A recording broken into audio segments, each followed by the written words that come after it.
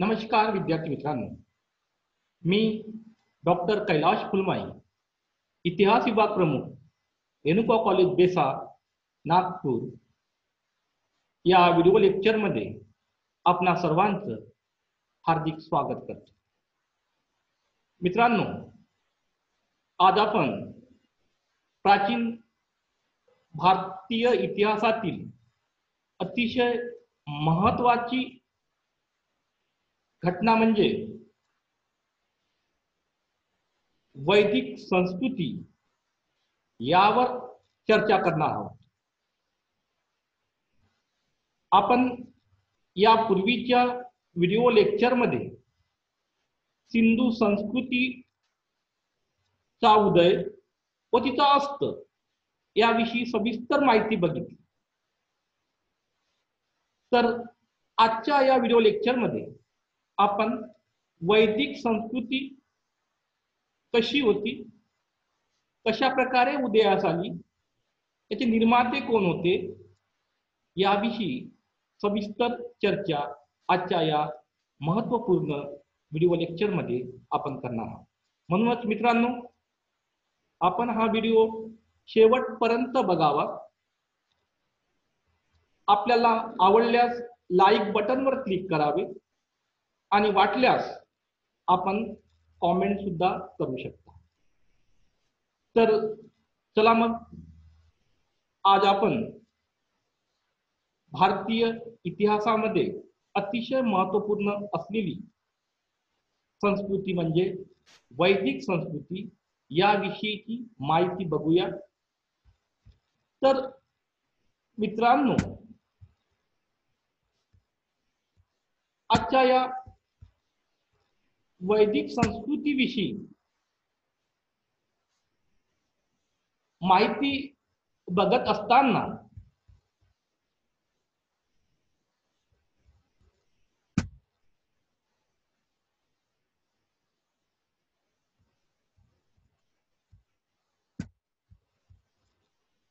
आपण सर्व बाबींचा अभ्यास करणार आहोत। तर आपण बघू की कशा प्रकारे ऋग्वेद काळ होता। या ऋग्वेद काळाला पूर्ववैदिक काळ का म्हणतात, त्यासोबतच उत्तर वैदिक काळ कशा प्रकारे परिस्थिती होती उत्तर वैदिक काळातील, आणि या वैदिक संस्कृतीची प्रमुख वैशिष्ट्ये कोणकोणती होती, ज्यामध्ये राजकीय परिस्थिती असो, सामाजिक जीवन, आर्यांची वर्णव्यवस्था, त्यांचे पुरुषार्थ, त्यांच्या धार्मिक कल्पना याविषयीची सविस्तर माहिती आपण आजच्या या व्हिडिओ लेक्चरमध्ये बघणार आहोत। त्यामुळे ही संस्कृती मित्रांनो अतिशय महत्त्वपूर्ण संस्कृती आहे आणि म्हणूनच तुम्ही हा व्हिडिओ शेवटपर्यंत बघणे अतिशय महत्त्वाचे। तर वैदिक संस्कृती चे निर्माते कोण होते? तर वैदिक संस्कृतीचे निर्माते होते मित्रांनो आर्य।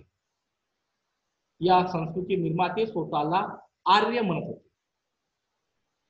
तर तुमच्या मनामध्ये प्रश्न आला असेल, तर हे आर्य कोण होते, कशा प्रकारे भारतात स्थायिक झाले? तर तुमच्या मनात हाही प्रश्न असेल की आर्य हे मग भारतीय होते की विदेशी होते?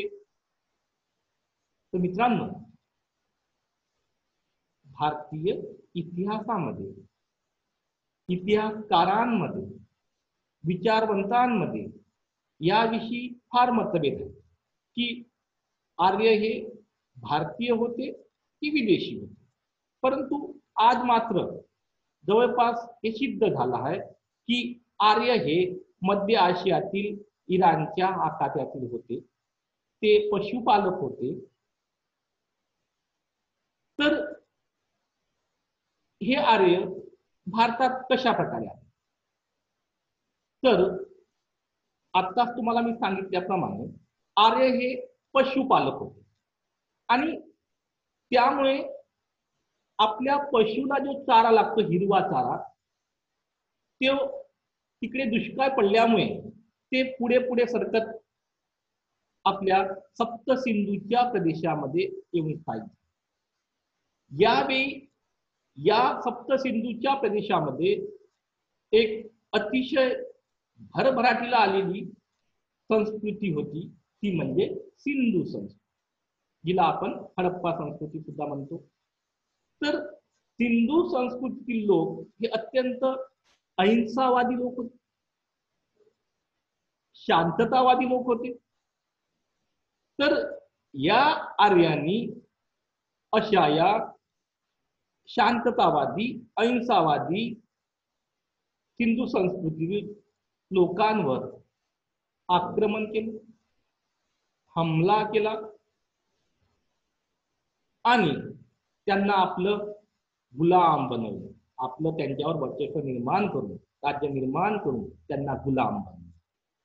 आणि त्यामुळे आपण बघितलं की सिंधू संस्कृतीतील लोक संपूर्ण भारत देशामध्ये वेगवेगळ्या ठिकाणी स्थायिक झाले.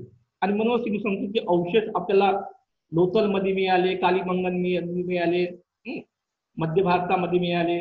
तर ते संपूर्ण भारतामध्ये नंतर स्थायिक झाले.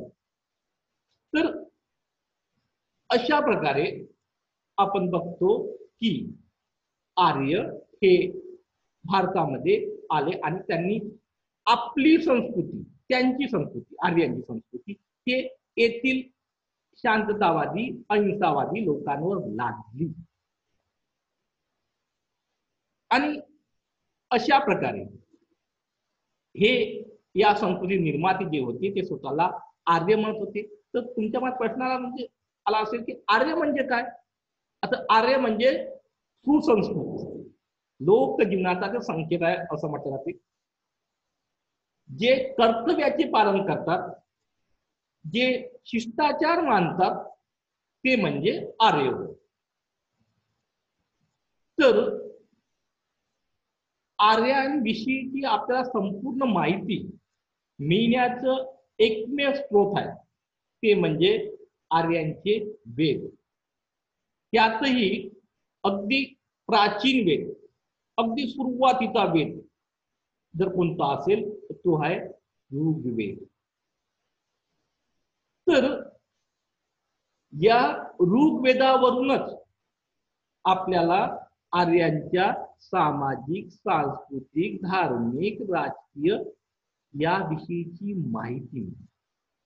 आणि म्हणूनच या काळाला वेद काय किंवा वैदिक काय असे संबोधल्या जाते. साधारणतः वेद काय हा इसवी सन पूर्व 2000 ते 1500 असा मानला जातो. आणि आर्यांची माहिती, सुरुवातीची माहिती मिळण्याचे एकमेव साधन जर कोणतं असेल ते म्हणजे ऋग्वेद. म्हणून या कालखंडाला ऋग्वेद काय किंवा पूर्व वैदिक काय असे म्हटले जाते. आणि त्यानंतरच्या काळात उत्तर वैदिक काळ किंवा ब्राह्मण काळ असे संबोधले जाते. तर यानंतर मित्रांनो आपण बघू की या वैदिक संस्कृतीची वैशिष्ट्ये काय. त्यातही पहिलं वैशिष्ट्य म्हणजे त्यांची राजकीय परिस्थिती कशी होती. तर मी तुम्हाला यापूर्वी सांगितल्याप्रमाणे सुरुवातीला जे आर्य इथे आले, स्थायिक झाले, त्यांनी आपली संस्कृती या लोकांवर लादली. तर हे आर्य टोया टोयानी राहत होते. जे बाहेरून आले ते स्वतःला आर्य म्हणत होते आणि जे येथील लोक आहेत सिंधू संस्कृती त्या लोकांना ते अनार्य, जे आर्य नाही ते म्हणजे अनार्य, अशा प्रकारे त्यांना अनार्य म्हणून संबोधल्या जात होते. आपण टीव्हीवर अनेक मालिका बघितल्या असेल. अनेक आपल्या पोथी पुराणामध्ये ग्रंथामध्ये सुद्धा वाचलेलं असेल, ऐकलेलं असेल की देवाने दानवावर विजय प्राप्त केला. आत्ताच दिवाळी झाली आणि या दिवाळीमध्ये आपण बघितलं असेल की कशा प्रकारे वामनाने बळीचा वध केला, बळीराजाला ठार मारलं. तर मित्रांनो, बळीराजा हा दुसरा तिसरा कोणी नसून तो अनार्य होता.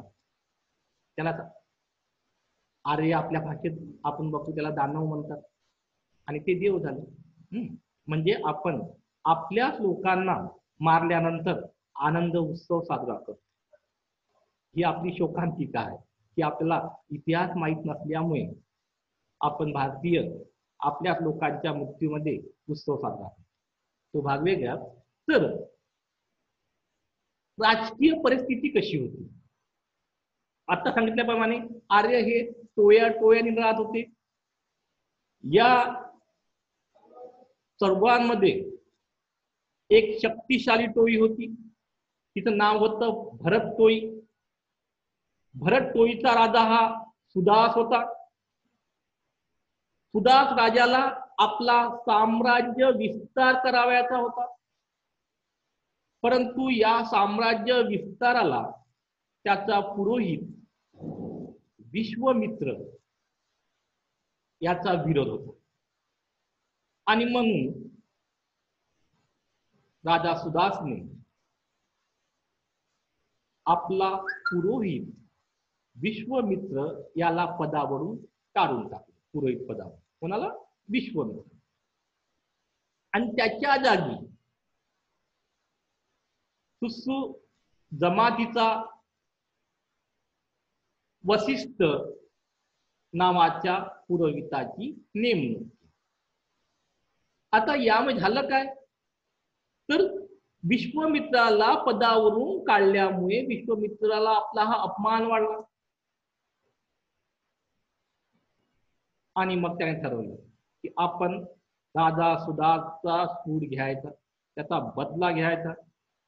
आणि म्हणूनच त्यासाठी त्याने या भरत टोळी विरुद्ध अनु, यदु, तुर्वसु, दृश्यू आणि पुरु या 5 आर्य टोळ्यांना एकत्र आणलं. किती? 5 टोळ्या. तसेच फक्त आलीन, विष्णी, शिव, कैकत या 5 अनार्य टोळ्यांना, म्हणजे 5 आर्य टोळ्या, 5 अनार्य टोळ्या, अशा एकूण 10 टोळ्यांना त्यांनी एकत्र आणलं. कोणी? विश्वामित्राने. कोणाच्या विरुद्ध? भरत टोळीच्या विरुद्ध.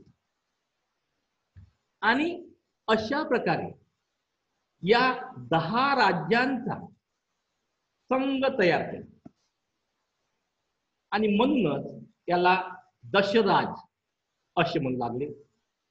आणि या दशराज 10 टोळ्यांनी मिळून भरत टोळीशी जे युद्ध केलं त्या युद्धाला दशराज्य युद्ध किंवा दशराज युद्ध किंवा वॉर ऑफ 10 किंग असे म्हटले जाते. तर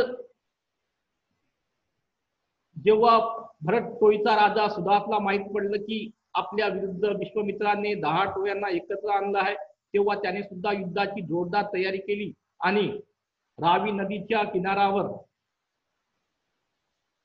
जोरदार संघर्ष झाला, युद्ध झालं. आणि या युद्धामध्ये मात्र भरत टोळीने या 10 टोळ्यांचा पराभव केला आणि यामध्ये मोठा विजय हा भरत टोळीला मिळाला.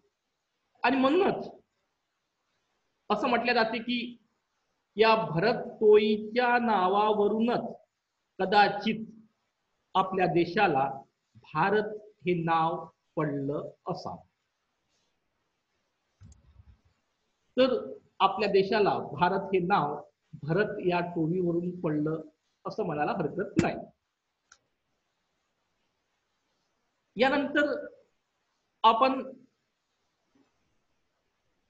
या वैदिक संस्कृतीमधील यांचं राजकीय जीवन बघत असताना यामध्ये कशा प्रकारची व्यवस्था होती, राजकीय अवस्था ती बघू.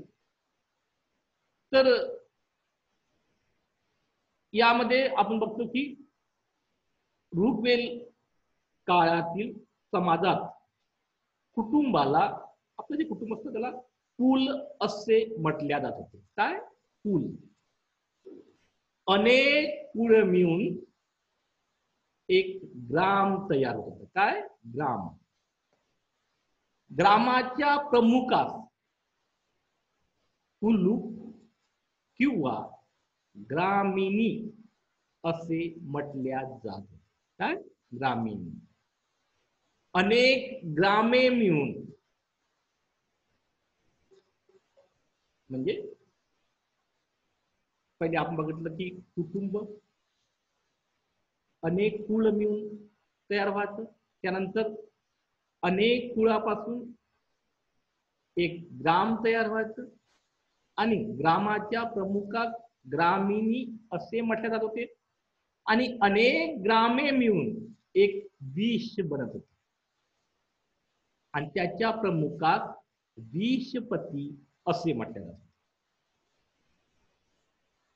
आणि अनेक विष मिळून एक जन बनत. जन म्हणजे राष्ट्र किंवा राज्य. आणि या जनाच्या किंवा राष्ट्राच्या प्रमुखात राजा, राजन किंवा सम्राट असे म्हटल्या जात होते. तर या राजाचं कर्तव्य काय होतं? आपल्या प्रजेचं रक्षण. आणि येथे जनमताला, लोकमताला अतिशय मान, यथायोग्य मान. आणि या राजनला म्हणजे राजाला त्याच्या कार्यामध्ये, त्याचा राज्यकारभार करण्यामध्ये अनेक अधिकारी मदत करीत होते. त्यापैकी आपण एक बघितलं की तो ग्रामिणी नावाचा एक अधिकारी होता. दुसरा सैनिकी, सैन्य व्यवस्था बघण्याचं काम. ग्रामिणी हा सारा किंवा कर वसूल करण्याचं काम बघत होतं. त्यानंतर ग्रामिणी हा सैन्याचं काम बघत होता, संरक्षण करण्याचं काम. आणि राजाला सल्ला देण्याचं काम पुरोहित करीत होता. आणि त्यामुळे पुरोहिताला अतिशय महत्वाचं स्थान या वैदिक संस्कृतीमध्ये आपल्याला दिसून येते. ज्याप्रमाणे आपण बघतो की आपल्या महाराष्ट्रामध्ये विधानसभा आणि विधान परिषद म्हणजेच आपलं कायदे बनवण्यासाठी कायदे मंडळ स्थापन केले जाते. त्यामध्ये या दोन समित्या अतिशय महत्वपूर्ण, विधानसभा विधान परिषद. तसेच केंद्रामध्ये आपण बघतो की लोकसभा आणि राज्यसभा. तशाच प्रकारची व्यवस्था ही वैदिक संस्कृतीमध्ये आपल्याला दिसून येते. ती म्हणजे सभा व समिती. तर सभा कशी होती?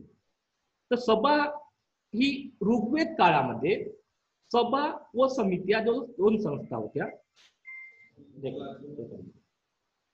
तर राज्याच्या राज्यकारभारात मदत करण्यासाठी, कोणाला? राजाला राज्यकारभार करण्यासाठी मदत करण्याबरोबरच राजावर नियंत्रण ठेवण्याचं काम सुद्धा या सभेचे सदस्य करीत होते. ही लहान संस्था. राज्यातील ज्येष्ठ श्रेष्ठ विद्वान असे निवडक लोक या सभेचे सदस्य होते. त्यांना सभासद असे म्हटले जाते. यांच्या अध्यक्षाला सभापती असे म्हटले जात होते. आणि यांचं मुख्य कार्य कोणतं होतं? न्यायदानाचं. आणि कोणताही निर्णय हा आजच्या लोकशाही पद्धतीनुसार म्हणजे आजच्या लोकशाही सारखंच बहुमताने घेतल्या जात होता आणि सभेने घेतलेला निर्णय हा राजाला सुद्धा बंधनकारक होता. दुसरी होती ती म्हणजे समिती. पहिली आपली सभा आणि दुसरी होती समिती. समिती ही अत्यंत महत्वाच्या प्रसंगी एखादी महत्वपूर्ण निर्णय घ्यायचा आहे तेव्हा सर्व लोक एकत्र येत होते. आपण जशी ग्रामसभा असते ना त्या पद्धतीने. यामध्ये राजकीय विषयाबरोबरच सामाजिक आध्यात्मिक विषयावर चर्चा करण्यासाठी समितीची सभा आयोजित केल्या जात होती. या समितीमध्ये प्रत्येकाला आपलं मत मांडण्याचं पूर्ण स्वातंत्र्य होतं आणि या समितीच्या सभेच्या वेळेला सर्व सदस्यासोबतच म्हणजे सगळ्या लोकांसोबतच जनतेसोबतच राजा सुद्धा उपस्थित राहत होता. आणि अतिशय महत्वाची गोष्ट कोणती आहे मित्रांनो, ती म्हणजे राजाला नियुक्त करणे किंवा प्रसंगी काढून टाकणे हे समितीचं कार्य होतं. समितीच्या अध्यक्षाला ईशान म्हटलं जात होतं, ईशान. आणि या समितीमध्ये मित्रांनो बघा, वैदिक काळामध्ये स्त्री पुरुष समानता होती. या सुरुवातीच्या काळामध्ये हे विशेष, सुरुवातीच्या काळामध्ये समितीमध्ये स्त्रिया सुद्धा सहभाग घेत होत्या. हा भाग वेगळा की पुढे मात्र हळूहळू स्त्रियांचा सहभाग कमी कमी होत गेला. तर अशा प्रकारे आपण त्यांचं राजकीय जीवन बघितलं. आता बघू आपण त्यांचं सामाजिक जीवन कसं. तर सामाजिक जीवनामध्ये कुटुंब व्यवस्थेला वैदिक संस्कृतीमध्ये अतिशय महत्वाचं स्थान होतं. इथे व्यक्तीपेक्षा कौटुंबिक जीवनाला जास्त महत्व देण्यात आलं. समाजामध्ये एकत्र कुटुंब पद्धती होती, त्यासोबतच पितृसत्ताक कुटुंब पद्धती रूढ होती. आपण हिंदू संस्कृतीमध्ये बघितलं होतं इथे मातृसत्ताक होती, इथे मात्र पितृसत्ताक. आणि संपूर्ण संस्कारमय कुटुंबामध्ये वातावरण आपल्याला दिसून येत होतं. आर्यांचे कौटुंबिक जीवन अतिशय सुखी व समाधानी दिसून आलं. यामध्ये स्त्रियांची स्थिती आता सांगितल्याप्रमाणे अतिशय चांगली होती. पुरुषाप्रमाणे स्त्रियांना मानाचं व आदराचं स्थान होतं. बौद्धिक व आध्यात्मिक क्षेत्रामध्ये सुद्धा पुरुषांच्या बरोबरीनं स्त्रिया पुढे गेलेल्या दिसून येतात. समाजामध्ये बुरखा पद्धती नव्हती. यज्ञ प्रसंगी स्त्रीला पती बरोबरीचे स्थान होते. स्त्री शिवाय कोणताही यज्ञ पार पडत नव्हता. खऱ्या अर्थाने पत्नी ही त्या घरची गृहस्वामिनी होती, होम मिनिस्टर आपण म्हणतो. आणि मुलीच्या शिक्षणाकडे विशेष लक्ष दिलं जात होतं. त्यामुळेच विश्वारा, घोषा, अपालत्री, लोपामुद्रा यासारख्या विद्वान स्त्रिया ऋग्वेद काळामध्ये ऋषी सारखी विद्वत्ता संपादन केलेली आपल्याला दिसून येते. आणि विशेष म्हणजे मित्रांनो, स्त्रिया सुद्धा युद्धामध्ये सहभागी होत होत्या, हे अतिशय महत्वाचं. यानंतर सामाजिक जीवनामध्ये आर्यांची वर्ण व्यवस्था अतिशय महत्वाची आहे. आर्यांनी 4 वर्ण सांगितले आहेत. ते म्हणजे ब्राह्मण, जो ब्रह्मविद्या देतो, जो यज्ञ पार पाडतो, विद्यादान करतो, राजाला सल्ला देतो, धार्मिक विधी मंत्र तंत्र हे बौद्धिक काम जे पार पाडतात त्याला म्हणतात ब्राह्मण. जो लढाईच्या संरक्षण करण्याचं काम करतो, सैनिकी काम करतो, त्याला म्हणतात क्षत्रिय. आणि जो वाणिज्य, कृषी, गौरक्षण जे गो पालक जे असतात त्यांना म्हणतात विष, या नावावरून वैश्य असा एक वर्ण तयार झाला. आणि सर्वात शेवटचा म्हणजे शूद्र, त्याचं काम होतं वरील तीनही वर्गाची सेवा करणे. तर अशा प्रकारची वर्णव्यवस्था होती. त्यासोबतच त्यांचे पुरुषार्थ सुद्धा होते मित्रांनो. ते 4 पुरुषार्थ होते. त्यामधील पहिला पुरुषार्थ होता तो धर्म, म्हणजे धार्मिक क्षेत्रात विकास साध्य करायचा असल्यास सदाचाराने वागणे, निष्ठेने वागणे अतिशय महत्वाचं होतं. आणि माणसाची उन्नती ही खऱ्या अर्थाने निष्ठेने व सदाचाराने होऊ शकते. आध्यात्मिक विकास सुद्धा यानं होतो असं आर्यांचं म्हणणं होतं. आणि यालाच वैदिक संस्कृतीमध्ये धर्म असे म्हणतात. दुसरं पुरुषार्थ होतं ते म्हणजे अर्थ. आपले आणि आपल्या कुटुंबाचे पालन पोषण करण्याकरिता प्रत्येक माणसाला आपण बघतो की पैशाची आवश्यकता आहे, द्रव्याची आवश्यकता आहे.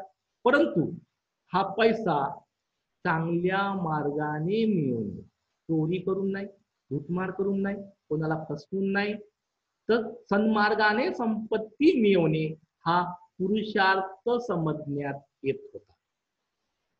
आणि तिसरं पुरुषार्थ आहे ते म्हणजे काम. काम ही प्रत्येक व्यक्तीची शारीरिक व मानसिक गरज आहे.